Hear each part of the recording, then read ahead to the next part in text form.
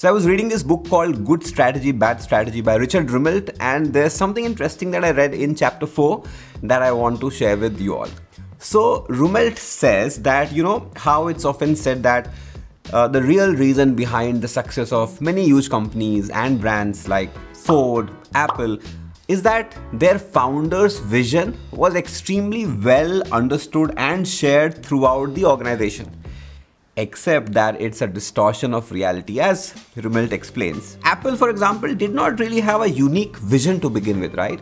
It did not invent the personal computer. The technology already existed, and many other companies, startups during the time, had the exact same vision to create computers for everyday people. So if it was not a shared vision that helped Apple succeed, what was it?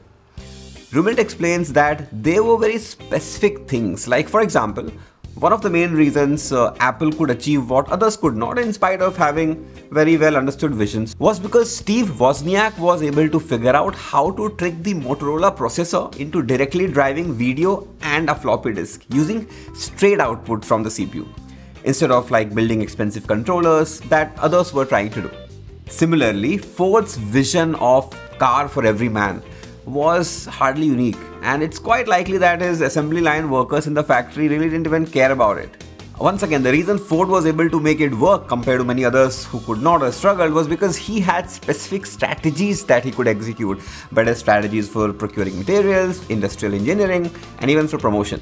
From the context of what we do at CoreVoice, if you think about it, we do talk a lot about how all strategies should be story-led, and the story itself should be built around the core voice of the company and its founders. But of course, success is unlikely to come unless there is a strategy to begin with, right? When the work of amazing people flows from a common core voice, the combined impact increases by 11x, as we say. But for any impact to happen, you have to have a clear strategy and cannot just rely on the core voice alone, if that makes sense.